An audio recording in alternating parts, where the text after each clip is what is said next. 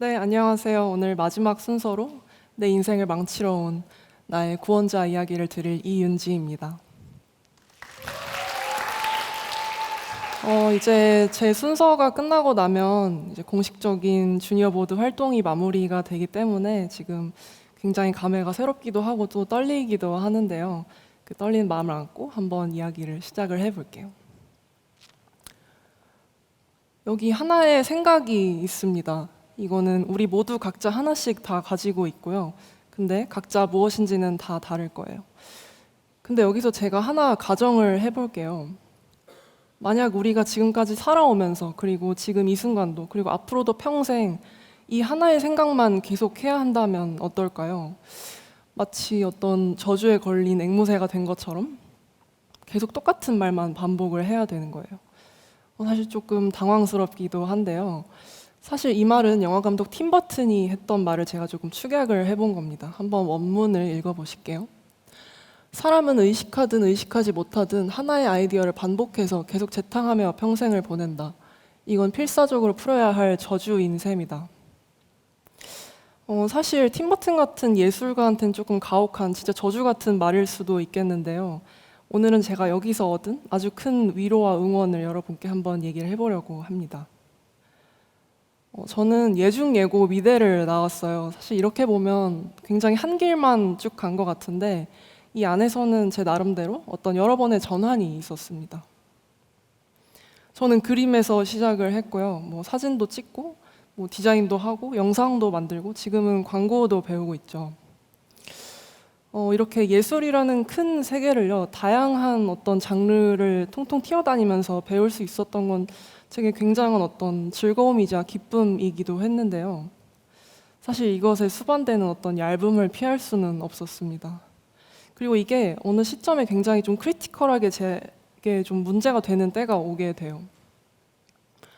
이제 졸업 시즌이 가까워지면서 친구들이 자기들만의 어떤 한 우물을 파기 시작하는 거죠.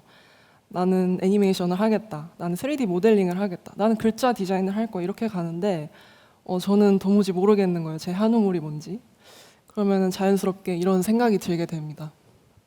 어떻게 아직도 그걸 모를 수가 있냐. 이 생각을 했을 때 이미 미술을 시작한 지 10년이 넘은 상태였기 때문에 여기 들인 돈과 시간이 아깝다. 엄마 아빠 죄송합니다. 이런 생각이 자연스럽게 들 수밖에 없게 되는 거죠. 그때 이 말을 만났던 거예요. 아까 말씀드렸다시피 좀 굉장한 저주이지만 제게는 순간 묘한 어떤 희망처럼 들렸습니다. 만약 어떤 사람에게 자신이 어떻게 해도 벗어날 수 없는 그런 저주 같은 그 하나의 생각이 있다면 좀 찾아보고 싶었습니다. 좀 시간을 잠깐 과거로 조금 돌려볼게요. 저희 집엔 어렸을 때 케이블 TV가 나오질 않았습니다. TV를 많이 보면 안 된다는 저희 어머니 어떤 대쪽 같은 교육관이 있었기 때문인데요. 그래서 제게 유일하게 허락된 거는 이렇게 인증된 명작 영화들, 고전 영화들 뿐이었습니다. 그래서 저희 집엔 항상 이렇게 비디오 테이프들이 가득했어요. 근데 이렇게 수많은 것들 가운데 제가 가장 좋아했던 원픽은 따로 있었는데요. 바로 이 테이프입니다. 뒤에 계신 분들까지 보일지는 모르겠지만 아무것도 안 써있는 공테이프거든요.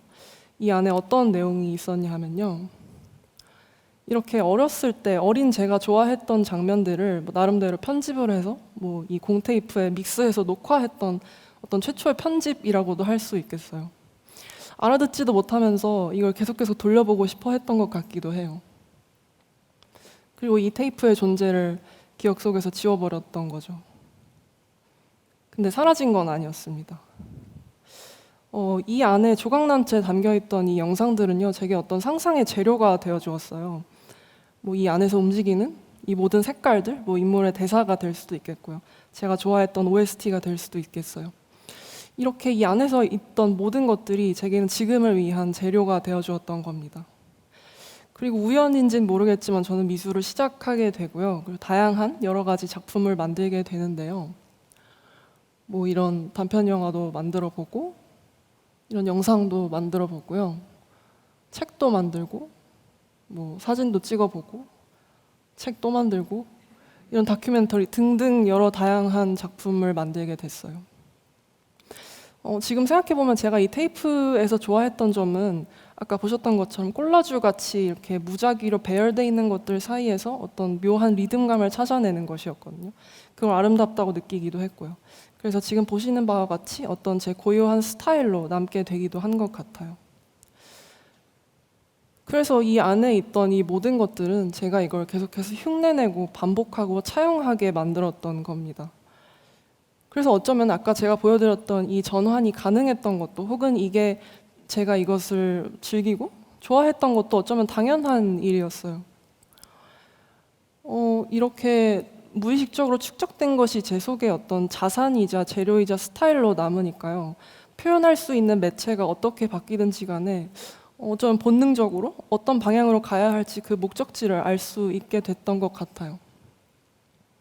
그래서 이건 제게 가장 큰 아킬레스건이자 강점이 되었습니다. 그러니까 이 비디오 테이프는 제게 어떤 토템이 되어주었던 거예요. 제가 방금 토템이라는 말을 썼는데요. 제가 여기서 말한 토템이란 건 이런 의미입니다. 보셨을지 모르겠어요. 가디언즈 오브 갤럭시라는 영화의 한 장면인데요. 이 영화의 주인공이 이제 80년대 아주 어렸을 때 본인이 지구에서 외계인에게 납치를 당합니다.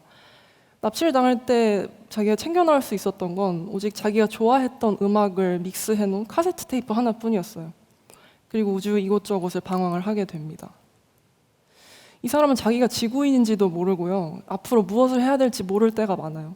그런데 그때 이렇게 워크맨의 플레이 버튼을 누르기만 하면 자신의 본질이 어딘지 알게 되는 거죠.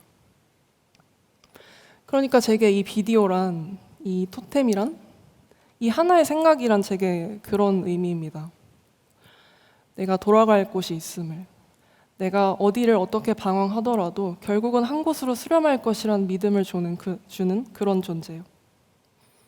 그러니까 이건 내 인생을 망치러 온 나의 구원자라고 할 수도 있겠습니다. 여러분의 토템은 뭔가요? 내가 어떻게 해도 빠져나올 수 없는 그런 집착 같은 생각 한 가지요.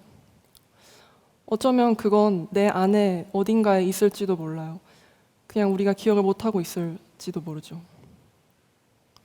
하지만 이건 우리 안에 어딘가에 계속 있었어서 우리를 계속 붙들어주고 있었을 거예요. 그 기원에 대해서 직면하고 그걸 파고들어 본다면 그건 나한테 토템이 될 수도 있습니다. 누군가한테는 탈출구 같은 키보드 앞이 될 수도 있고요. 누군가에게는 잘못 나온 짬뽕 한 그릇, 누군가에게는 계속 반복해서 읽은 책 한 권이 될 수도 있겠죠. 그러니까 여러분 이런 저주 찾게 되신다면 한번 즐겁게 믿어보시길 바라면서 마지막 이야기 마치겠습니다. 감사합니다.